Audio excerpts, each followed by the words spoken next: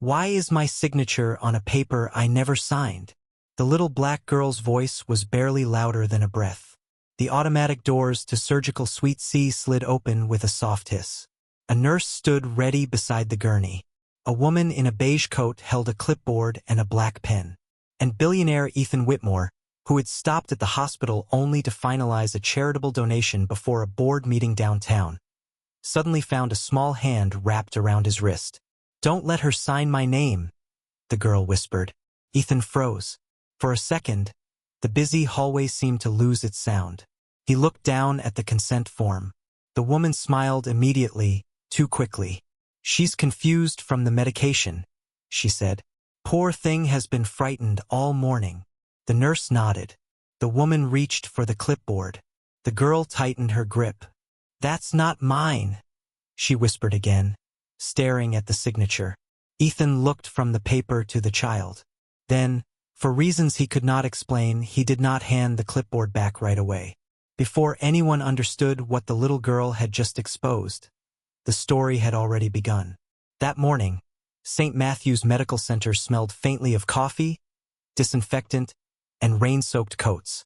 Gray clouds pressed against the windows overlooking downtown Chicago. Ethan Whitmore crossed the marble lobby with 2 attorneys and an assistant trailing behind him. His name was on a new pediatric wing. His photograph hung near the donor wall. People smiled when they recognized him. He smiled back because that was easier than explaining why hospitals always made him uncomfortable. 7 years earlier, he had sat in one just like this while listening to machines breathe for someone he could not save. He rarely stayed longer than necessary anymore.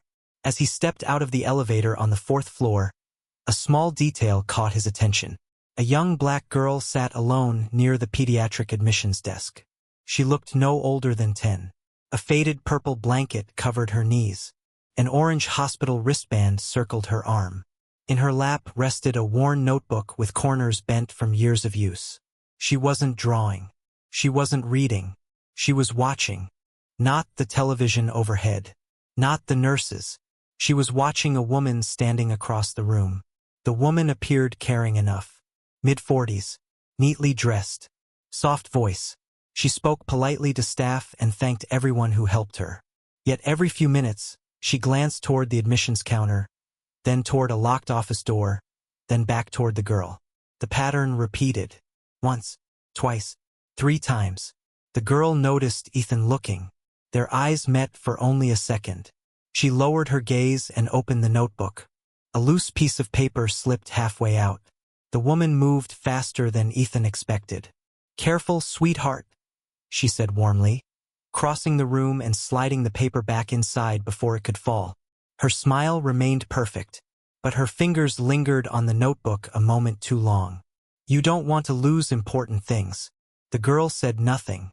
She simply placed both hands on top of the notebook after the woman walked away. Ethan continued toward the conference room. He should have forgotten the interaction. Instead, an odd detail stayed with him. When the woman returned to the admissions desk, she signed a visitor form. Then, almost immediately, she scratched something out and rewrote part of the signature. Most people would never have noticed. Ethan did. He had spent 30 years reviewing contracts worth hundreds of millions of dollars. Tiny changes mattered. By noon, he had nearly dismissed the feeling. Then, while passing the pediatric floor again on his way out, he saw the same girl being wheeled toward surgery. The notebook was gone. The woman held a consent form, and as Ethan's eyes drifted across the page, he noticed something strange. At the bottom of the document, directly beneath the signature, a small patch of white correction tape covered what appeared to be a different last name. The strip of correction tape could not have been more than half an inch long. Most people would never have looked twice. Ethan Whitmore did. The nurse waiting beside the surgical doors shifted her weight and glanced at the clock. The woman in the beige coat, Melissa Carter, according to the chart clipped to the file, reached for the consent form again. "We really need to move," she said softly. "She's already behind schedule." Her voice was gentle, patient, reasonable, the kind of voice hospitals trusted. Ethan looked down at the paper one more time before handing it back. "How long has she been your daughter?" he asked casually. Melissa smiled without hesitation. Almost 8 years. The answer came quickly. Too quickly, perhaps. But there was nothing obviously wrong about it. The nurse pushed the gurney forward another few inches. The wheels squeaked against the polished floor. Ava lay motionless beneath the blanket. Her face looked pale beneath the fluorescent lights. She seemed exhausted, yet her eyes remained fixed on the clipboard. Not the doctor's. Not the operating room. The clipboard. "Mr. Whitmore?" the nurse asked politely. "Is everything okay?" Ethan stepped aside. Of course. He almost left. In fact, he told himself he should leave. None of this belonged to him. Hospitals handled paperwork every day. Children became frightened before procedures every day. Wealth did not give him the right to interfere in other people's lives. Then Ava moved one hand beneath the blanket. Just slightly. Her fingers emerged holding something folded. Not waving it. Not showing it. Holding it. As if she was making sure it had not been taken away. Melissa noticed the movement immediately. "Sweetheart," she said warmly. "Give me that. You don't need to carry it anymore." Ava's fingers tightened. "No." It was the first complete word Ethan had heard from her all morning. Melissa laughed softly. "It's only an old piece of paper." The smile remained on her face, but something colder flickered behind her eyes. The nurse checked her watch again. "We should really go." Ethan found himself looking at the folded paper, then at Ava, then at Melissa. The woman reached forward once more. "Come on, honey." Ava slowly slid the paper beneath her blanket instead.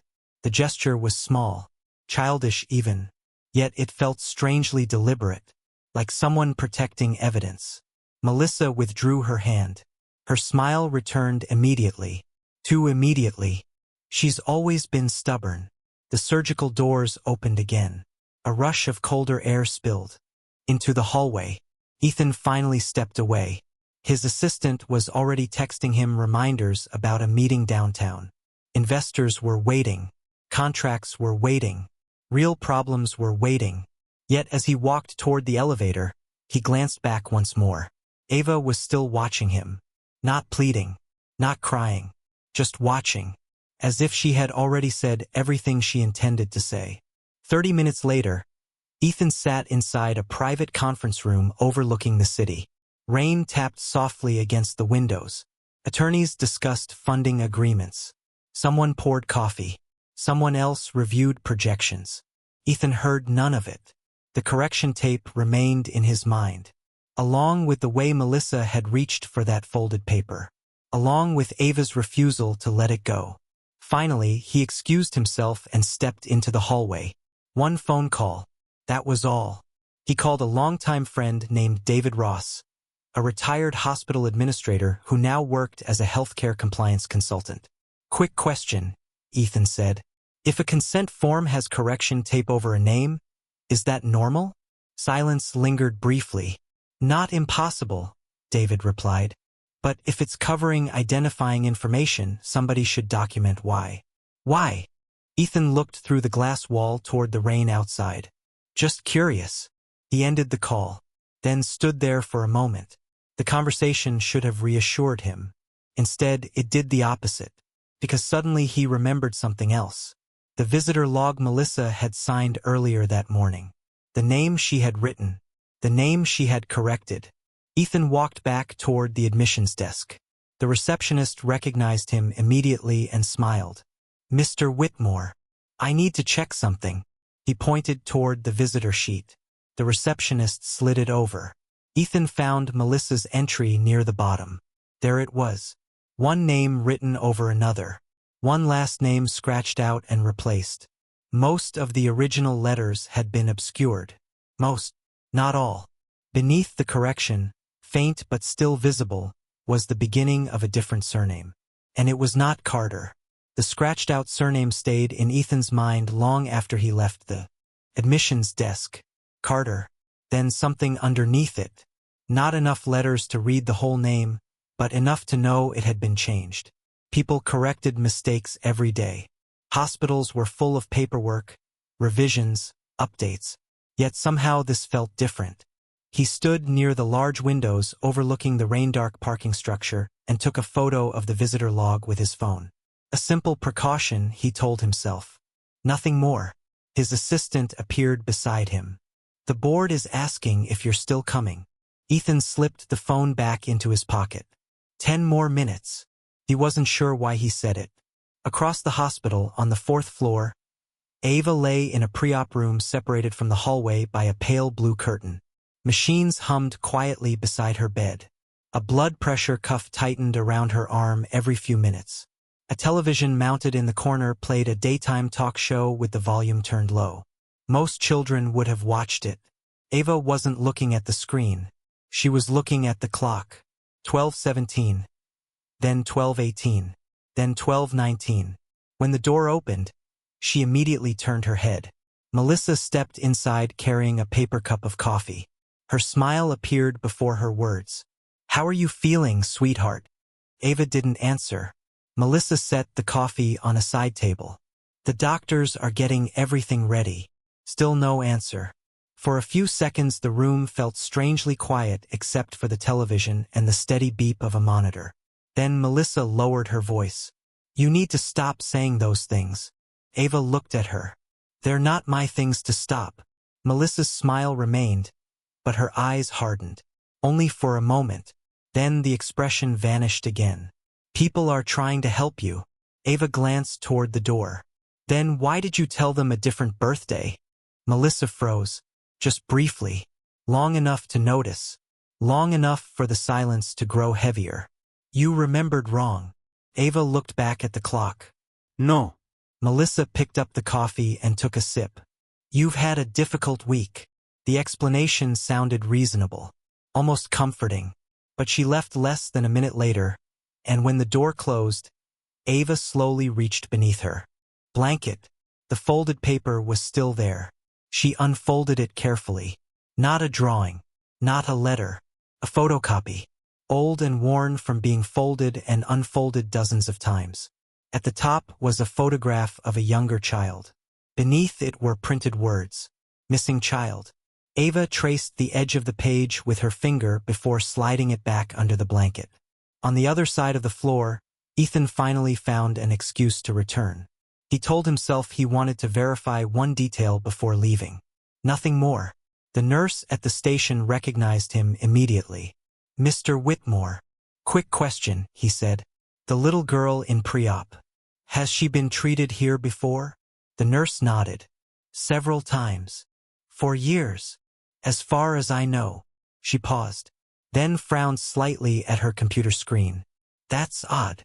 Ethan stopped. "What?" The nurse clicked again. "Nothing serious." Another click. "It's just." Her eyebrows pulled together. The patient portal shows records going back 8 years, but the digital archive only has 6. Ethan said nothing. "Probably a transfer issue," she added quickly. "It happens sometimes." Maybe it did. Yet a few minutes later, as Ethan walked away, he passed an unattended printer near the records office. A single page had been left in the output tray. Most people would have ignored it. Ethan almost did. Then he noticed the name. Ava Brooks. Beneath it was a list of archived visits. The earliest entry showed a patient age that didn't make sense. According to the hospital record, Ava had been admitted here almost 8 years ago. Nearly a full year before the birth date listed on her current chart. Nearly a full year before the birth date listed on her current chart. Ethan stared at the page for several seconds. The printer hummed softly beside him. Somewhere farther down the hallway, a cart rattled over tile. Nothing about the hospital looked unusual. Yet the number on the page refused to make sense. He folded the printout once and slipped it into his jacket pocket just as a voice called his name. "Mr. Whitmore." He turned. A woman in a navy blazer was approaching with measured confidence. Rebecca Sloan, Director of Philanthropic Partnerships for the hospital. Ethan knew her well enough. She organized fundraising events, donor dinners, ribbon cuttings. The face of professionalism. "They're looking for you upstairs," she said with a polite smile. "The board luncheon is already running behind." Ethan nodded. "I'll be there shortly." Rebecca followed his gaze toward the pediatric wing. Still concerned about the little girl? The question sounded casual. Too casual. Ethan shrugged. Just curious. Rebecca's smile tightened almost imperceptibly. Children say strange things when they're scared. Her tone remained warm. The staff here are excellent. Melissa Carter has been caring for that child for years. Everyone knows her. Everyone knows her. The sentence landed oddly. Not because of what it said. Because of how quickly it arrived. Ethan said nothing. Rebecca continued. Families already under stress don't need strangers inserting themselves into complicated situations. She wasn't rude. She didn't need to be. The message was clear enough. Leave it alone. By the time Ethan reached the pediatric floor again, 2 hospital security officers had quietly taken positions near the nurse's station. They weren't guarding anyone. They weren't blocking doors. Yet their presence changed the atmosphere. Conversations became shorter. Smiles became more careful. Ava's room now stood partially open. Ethan paused outside. Melissa sat beside the bed. One hand rested on the blanket. The other held her phone. You need to stop talking about paperwork, she was saying softly. None of that matters right now. Ava looked toward the window. Rain streaked down the glass in long silver lines. It mattered when you hit it. Melissa's expression remained composed. Sweetheart, you're tired. You changed it. Melissa immediately glanced toward the doorway. Not a panicked glance. A calculation. Then she smiled again. You see? She said as Ethan stepped into view. This is exactly what I meant. She keeps mixing things up. The words sounded reasonable. Even caring. Yet Ethan noticed something else. Melissa had already locked her phone screen and slipped it into her purse before he entered. Too fast. Almost reflexive. Ava looked very small in the hospital bed. The room seemed designed for adults making decisions above her head. Doctors, administrators, donors, lawyers, guardians. Every chair was occupied by someone older, richer, stronger, more credible. The child herself barely seemed included in the conversation. A nurse entered carrying updated paperwork.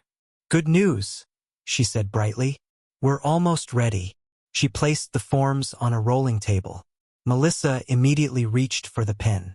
Ava's eyes moved from the pen to Ethan, then to the paperwork, then back to Ethan. She did not beg. She did not cry. Instead, she asked one quiet question. Can I see my bracelet? The nurse looked surprised. Your bracelet? Ava lifted her wrist slightly. The old one. A brief silence followed. The one from before. The nurse frowned. Melissa answered before anyone else could. Honey. They replace those all the time. Ava remained calm. Not that one. Another silence. Ethan watched Melissa's smile strain at the edges. Just slightly. The blue one, Ava said. The one they took away this morning. Nobody moved. Then the nurse cleared her throat. I can check lost and found. Thank you, Ava replied. Melissa stood abruptly. That's not necessary. The interruption came too quickly, too sharply. For the first time, several people in the room looked at her instead of the child.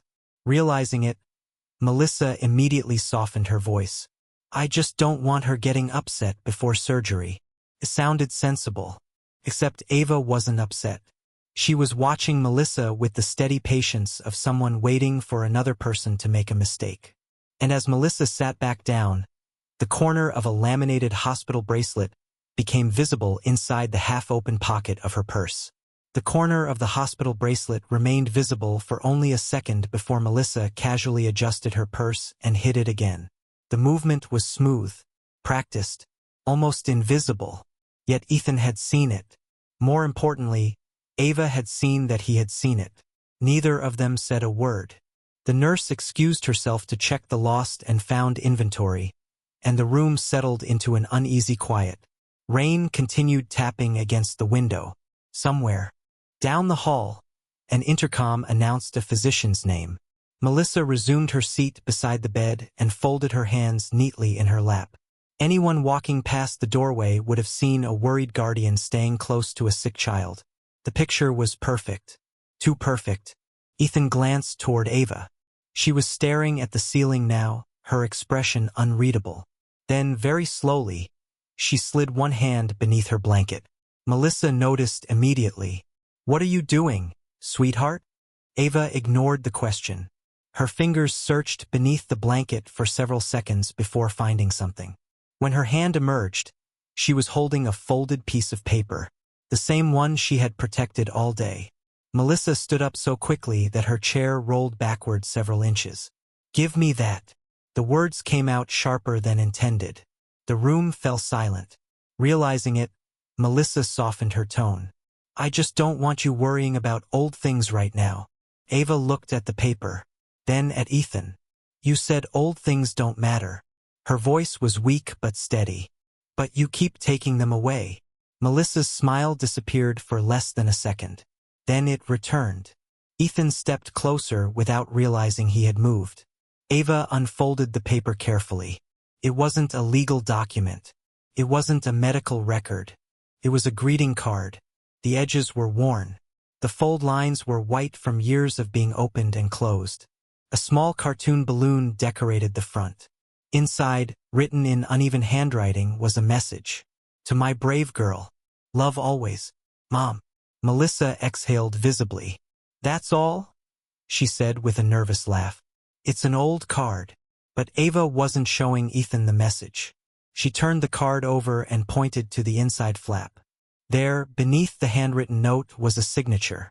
Ethan looked at it, then looked again. The signature belonged to a woman named Hannah Reed. Not Melissa Carter. Ava said nothing. She didn't need to. Ethan remembered the corrected surname in the visitor log. The scratched-out letters. Reed. The same name. Melissa reached for the card. Ava pulled it back immediately. "No." Her grip tightened. Ethan watched Melissa's face carefully. "Who's Hannah Reed?" he asked. Melissa answered too quickly. "A family friend. She called herself Mom." Ava was young. She called lots of people Mom. The explanation sounded possible. Yet something about it felt rehearsed. Ethan took the card gently and examined it more closely. The paper was old. At least several years old. One corner carried a faded hospital sticker. Children's Recovery Unit.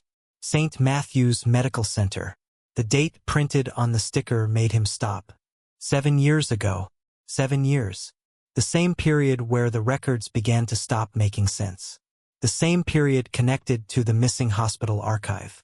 Ethan stared at the signature longer than necessary. Hannah Reed. The name tugged at something distant in his memory. Not because he knew the woman. Because he had seen the surname before. Recently. Very recently. Then he remembered. The partially hidden surname beneath Melissa's correction on the visitor log. Reed. The same name. Across the room, Melissa lowered her eyes for the first time all day. Not out of sadness. Not out of exhaustion. Out of calculation. And as Ethan looked from the card to Melissa, a far more uncomfortable thought entered his mind. What if the person lying in this room wasn't the frightened little girl trying to stop a surgery? What if it was the woman everyone else trusted without question? What if it was the woman everyone else trusted without question? The thought stayed with Ethan long after he left the room. He did not accuse anyone. He did not raise his voice. He did what he had spent 30 years doing whenever numbers stopped making sense. He started collecting facts. Outside the pediatric wing, rain rolled down the tall windows in silver lines. The hospital cafe below hummed with quiet conversations and the clatter of coffee cups. Ethan stepped into an empty consultation room and closed the door behind him. Then he made a single call. "Laura, I need a favor." Laura Bennett had been his attorney for nearly 12 years. She answered on the second ring. 10 minutes later, she was reviewing public records from her office downtown, while Ethan sat alone, watching rain slide across the glass. "You're not going to like this," Laura finally said. "Melissa Carter doesn't seem to exist before 8 years ago." Ethan said nothing. "There are records, but they start appearing all at once. New address, new driver's license, new employment history. Everything begins around the same period. The same period. Again. 8 years. 7 years. The numbers kept circling back to the same place. Upstairs, Ava remained in her room. The surgery had been delayed under the excuse of administrative review. No one had explained the real reason. She sat quietly while a nurse adjusted an 4-line. "Do you need anything?" the nurse asked kindly. Ava looked toward the rain outside. "Can you make sure they don't throw away my notebook?" The nurse smiled. "That's what you're worried about?" Ava nodded. "There's a picture inside." "Of your family?" Ava hesitated. "Of someone who told the truth." The nurse looked puzzled, but Ava said nothing more. She never asked whether Ethan was rich. Never asked whether he could help her. Never asked for gifts or promises. The only things she seemed to care about were the notebook, the old card, and stopping the lies. Meanwhile, Ethan quietly requested access to archived hospital records through the Foundation's oversight privileges. Rebecca Sloan was not pleased. She found him reviewing documents in a conference room an hour later. "You're still on this?" she asked gently. "The child needs surgery." "I know. Then why are we delaying?" Ethan studied her expression. "Because some of the records don't match." Rebecca gave a patient smile. "Hospitals are complicated places. Data migration errors happen all the time." It sounded reasonable, professional, yet something about her answer bothered him. She wasn't curious. She wasn't concerned. She seemed eager for the questions to stop. After she left, Ethan continued reviewing files. Hours of admissions records, insurance forms, archived patient summaries. Most revealed nothing. Then his phone vibrated against the conference table. Laura again. "I found something else." Ethan sat up straighter. "Go ahead." The name Hannah Reed. A pause. "She filed multiple missing person inquiries 7 years ago." Ethan felt his chest tighten. "For a child?" "Yes." Another pause. "A little girl named Naomi Reed." Rain tapped softly against the windows. Somewhere down the hall, a television played a game show no one seemed to be watching. Ethan stared at the stack of records spread before him.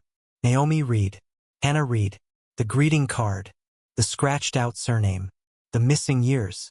None of it felt random anymore. Then Laura spoke again. "There's one more thing." Ethan waited. The inquiries suddenly stopped. "Why?" Silence lingered for a second. "According to the file, Hannah Reed died 6 years ago." Ethan slowly lowered the phone. His eyes drifted toward the old greeting card lying on the table beside him. "To my brave girl. Love always, Mom." For the first time all day, he stopped looking at Melissa Carter as the center of the mystery. Instead, he found himself wondering about the woman whose name had been erased from every room, every record, and almost every piece of paper. And with a cold certainty that settled deep in his stomach, Ethan realized he had spent the entire day assuming Hannah Reed was part of the story when, in truth, she might have been the first victim. The possibility settled over Ethan like cold water. Hannah Reed might not have disappeared from the story by accident.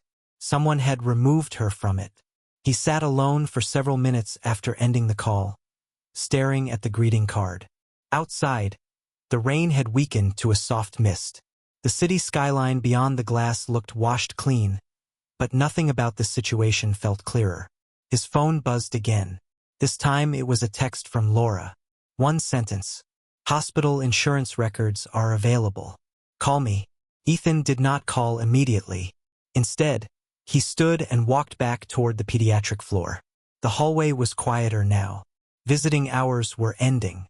A television near the family waiting area played muted news coverage no one seemed to be watching.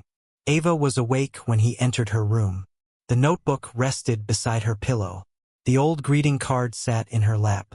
She looked tired, but her eyes sharpened the moment she saw him. "Did you find her?" she asked. Ethan pulled a chair closer to the bed. "Who?" Ava lowered her gaze. "The woman on the card." Ethan studied her carefully. "You remember her?" Ava nodded. "A little." She touched the edge of the greeting card. "She always smelled like lemons." The answer surprised him, not because it proved anything, because it was the kind of memory children kept when everything else had been taken away. Ethan sat quietly. Then Ava added, "Melissa doesn't like when I talk about her." A small silence followed. Ethan finally asked, "Why?" Ava looked toward the closed door.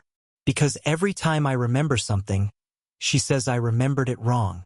Ethan felt something tighten inside him. Across the room, the monitor continued its steady rhythm. Beep, beep, beep. Then Ava said something else. "She tells the story different every year." Ethan looked at her. "What story?" "How I came home." He waited. Ava pointed toward the notebook. "One year she said she found me at a church. Another year she said it was a shelter. Then she said it was a hospital." Ethan remained silent. Ava wasn't trying to build a case. She wasn't accusing anyone. She was simply remembering. And sometimes simple memories were more dangerous than evidence. A knock interrupted them. Melissa entered carrying a small paper bag from the hospital cafe. Her smile appeared instantly. "There you are," she said warmly. "I've been looking for you, Mr. Whitmore." She set the bag on the bedside table. Juice, crackers, a stuffed bear from the gift shop. The perfect image of concern. Ethan stood. "Melissa." She looked relieved to see him, or at least she wanted him to think so. "I'm glad you're still here," she said. "Maybe you can help convince Ava to stop upsetting herself." Her tone was gentle, almost persuasive. Ethan nodded. "Actually, I was hoping you could help me with something." For the first time, Melissa hesitated. Only slightly. "Of course." Ethan reached into his jacket and removed a folded piece of paper. Not the greeting card. Not the records. Just a blank hospital form. He placed it on the table beside the bed. Then he slid a pen toward her. "One of the nurses needs confirmation for a records request." Melissa relaxed immediately. "That's all. Just sign your full name." The room grew strangely quiet. The television outside continued flashing silent images.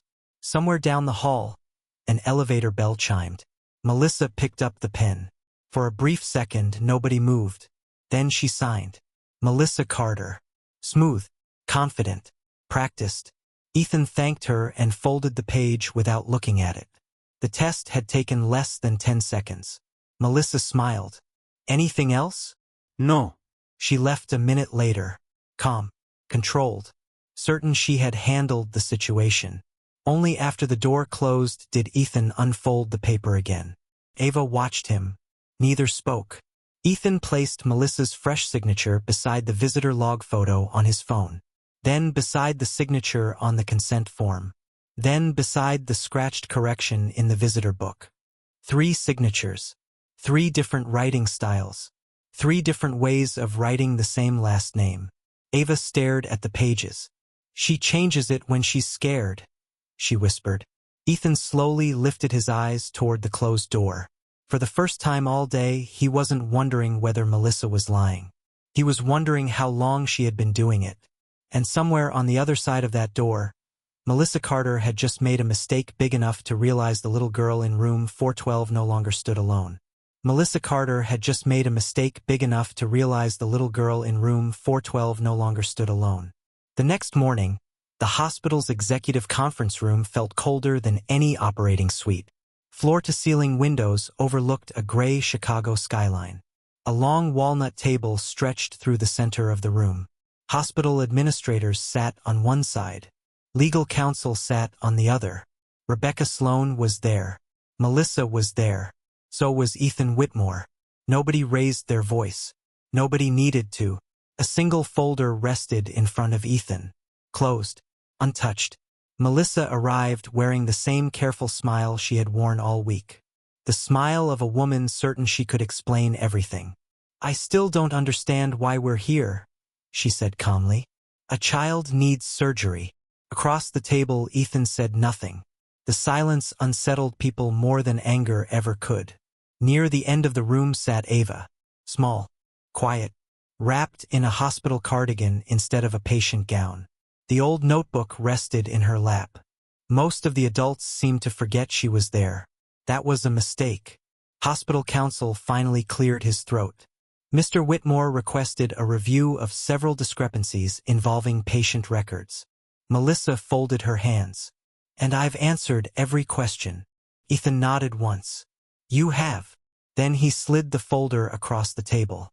Not toward Melissa. Toward the hospital attorney. The attorney opened it. Inside were copies of the visitor log, the altered consent form, the greeting card signed by Hannah Reed, archived patient records, insurance documents. One by one, the papers moved around the table. Nobody spoke for nearly a minute. Rebecca Sloane's expression slowly changed. Melissa remained perfectly still. Then the attorney reached the final page. His eyes narrowed. What is this? Ethan looked toward Ava. The little girl swallowed once and opened her notebook. From inside, she removed something folded between two pages. A photocopy. The same one she had protected from the beginning. The missing child flyer. The attorney accepted it carefully. The room grew quieter. A younger version of Ava stared back from the photograph. Beneath it was a different name. Naomi Reed. Missing. 7 years old. Last seen 8 years ago. Melissa's face remained controlled. Barely. Lots of children resemble each other, she said softly. Then Ethan spoke for the first time in several minutes. We thought so too. He reached into his jacket and placed one final document on the table. A laboratory report. Fresh. Official. Time-stamped less than 2 hours earlier. DNA comparison analysis. Hospital administration looked down simultaneously. One executive removed his glasses. Another stopped writing notes. The attorney read the conclusion twice before speaking. This confirms. His voice faded. Nobody needed him to finish. Ava watched Melissa. Melissa watched the table. The DNA linked the child known as Ava Brooks directly to Hannah Reed's biological family. The missing child. The erased surname. The altered records. Suddenly they weren't separate clues anymore. They were the same story. Ethan felt something hollow open inside him. Not because of Melissa, because of himself. His foundation funded this hospital. His name stood on the pediatric wing. He had attended charity galas praising the institution's commitment to vulnerable children. He had shaken hands with administrators, signed donations, trusted reports. All while a little girl sat beneath his own hospital's roof carrying a name that wasn't hers. Across the room, Ava quietly broke the silence. She looked directly at Melissa. Then why did you make me stop saying Naomi? Nobody moved. Nobody answered. For the first time since entering the room, Melissa looked away. The room seemed to lose its air. Ethan stared at her, suddenly seeing every hesitation, every correction. Every forced smile in a completely different light. Years of lies had finally run out of places to hide. He opened the folder one last time, removed the original consent form, and placed it in the center of the table. Then he looked at the hospital attorney and spoke in a voice so calm it made the room feel even colder. Call my attorney. Nobody signs anything else today. For a moment after Ethan spoke, nobody moved. The original consent form remained in the center of the table like a piece of evidence that had finally decided to stop hiding. Outside the conference room windows, the clouds were beginning to break apart. A pale strip of sunlight touched the buildings across the river.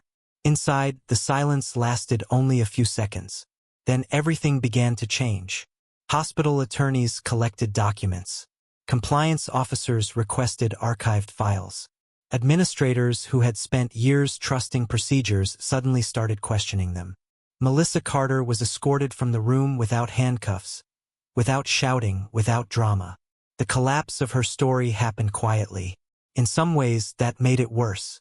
Over the following weeks, investigators uncovered altered guardianship records, falsified identity documents, and insurance paperwork linked to a trust that would have transferred control of significant funds had Naomi died under the identity she had been forced to carry. Several hospital employees were cleared. A few were disciplined for failing to report inconsistencies. Rebecca Sloane resigned before the board completed its review. She had not created the deception, but she had ignored warning signs because questioning them would have been inconvenient. The board's public statement came a month later. It included an apology by name, not to donors, not to investors, to Naomi Reed. The hospital formally corrected every record. The pediatric wing Ethan's foundation funded added a new patient protection policy, requiring independent identity review whenever guardianship records conflicted with medical history. For the first time in years, power was being used to repair something instead of simply protecting itself. Naomi's surgery was performed under her legal name. The procedure went well. Recovery was slow, but steady. During physical therapy sessions, she kept the old greeting card beside her bed. The card was eventually placed inside a clear protective sleeve by a nurse who understood that some documents mattered for reasons no court could explain. Hannah Reed's name returned to the record system. Her missing person reports were restored to the official file. Her story stopped being a footnote.